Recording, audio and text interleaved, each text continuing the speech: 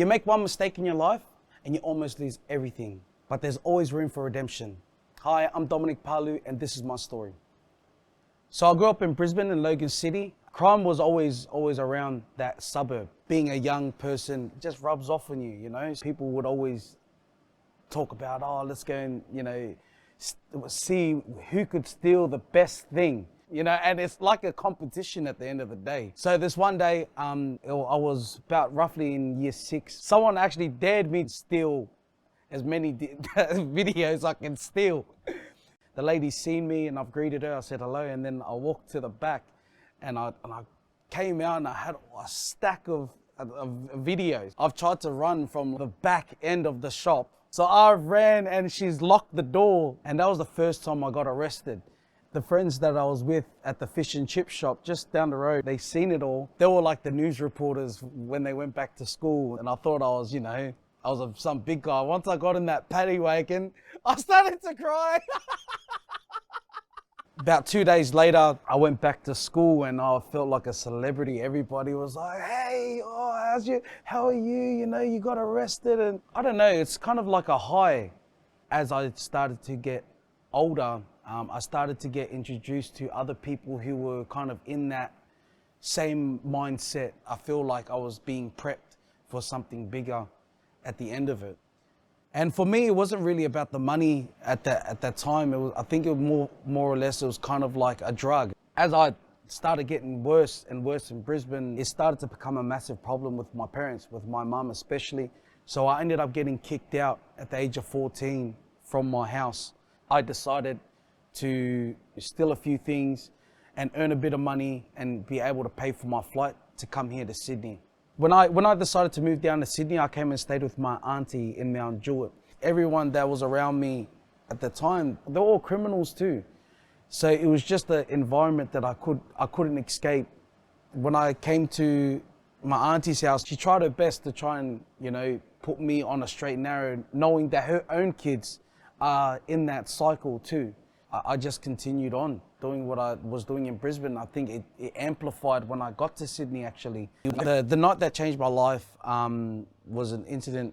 I got charged with attempted murder. We were in Liverpool and we were invited to a drink up. We just finished doing an armed robbery. When we got there, there was a few guys that were there, and a bit of an altercation started to happen between a friend of mine and another person in that group. We took it from the park and basically told them, let's go to the car park. As the group has started to make their way over to the car park, we've gone basically to the car where we got our weapons, the same weapons that we used for the armed robbery. As it was going on, it probably went for a good 5 to 7 minutes. That's when everything started to flash, because you could hear the police coming, the helicopters, the whole thing. I didn't know at this time that there was cameras inside the car park. So once we heard all of that, we ran, and which led me to get arrested not far from the train station. The guys that I was with, they got away in the car that we used for the armed robbery. They didn't actually tell me I was going to get charged with attempted murder until the morning. So when I asked the question to the police officer, oh, you know, how long am I looking? She turned around and said to me, well, for attempted murder, you're looking at about 15 to 18 years. The police asked me, do you have anyone you could call? And because of my relationship with my parents, I didn't feel like I could call them. So I said, no, I don't have anyone to call. I basically was there for about a whole week in Carry On. I suddenly got a visit. It was my parents. And just the look on my mum's face, like she wasn't mad, she was just in tears, like it was just. And I've been only in prison now for 1 week. So for my parents to find out what had happened to their son, knowing very well our relationship isn't that great, they still came to visit me. That first visit was just looking at each other and just trying to fathom what's actually about to happen next. Just seeing them there to come down from Brisbane to visit me, I just broke down in tears. Like, And to see your mother cry as well is just, it was very heartbreaking for me because, you know, I really did disappoint my parents this time around. And it's hard for me to explain that kind of feeling because I never want to feel that way again, you know. The following week, my dad ended up flying back to Brisbane and my mum kept visiting me. Then at this point, my mum basically decided that if I end up doing 18 years, it's no point for them to stay living in Brisbane. They decided to sell everything and to move to Sydney. You know, my parents were so supportive. I ended up doing my certificate 1 in concreting, even got a green card, even my forklift ticket. They ended up dropping my charge down to malicious winning with intent of GBH. I ended up getting sentenced for 4 years. Once I got sentenced, I went straight up to Frank Baxter, basically across the road from Carryong. I met these 2 brothers. Their name were Bantam Brothers. They did music. So I ended up recording 3 songs straight off the bat. And the Bantam Brothers were so impressed with with how I recorded and, you know, the songs that I was writing that they ended up putting me in for the arias. Months go by, I'm still recording with the Bantam Brothers, and then I get a random visit. That's when the Bantam Brothers said, "Oh, congratulations, you actually won the Best Australian Arias Songwriters Award."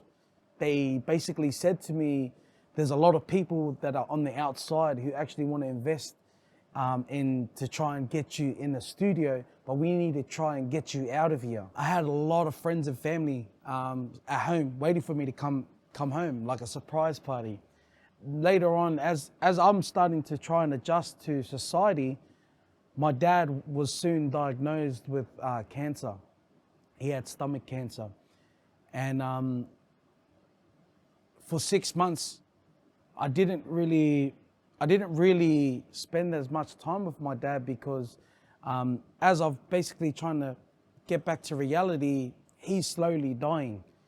But our time together was short-lived because he ended up passing the following year, and I wish I had you know, if I didn't spend my time in prison, I would have had more time with my parents. You know, when he passed, that's when I basically said to myself that from here on out, I'm going on this straight road, and that's it. You know, because if I do another lagging again, or I get into crime again, who knows? It could be I could end up doing, you know, 18 years, and then in that 18 years, I could easily lose my mum. You know, so that's when I'll be shattered the most. You know, so I just wish I had more time with my dad before he left. But I am glad that I got out in time. My dad was my best friend. He was somebody I always turned to for advice. He was somebody who had a big heart, and no matter how much wrong I would ever do within my life, my dad would always forgive me all the time. So now I'm making an honest living now. You know, my life has changed, and you know, I've got a beautiful family. I've got, you know, many things that I never thought I would have had many years ago, but that's all thanks to the support of my parents, my family, my friends. How I'm living my life now, legitimately now, is how I want to be, because I want to be here for my kids' birthdays, you know, their formals. I want to be here for when they get married. I want to be a part of all the bigger things, you know, that I could have missed if I was locked up. So grateful to my family, love my parents, love you, Mum, and love you, Dad. But yeah, I thank you once again. I can never repay the amount of love that you guys have basically filled into my life. Has changed me dramatically, as well as changed me to become a better man for my own kids. And I thank you guys for that.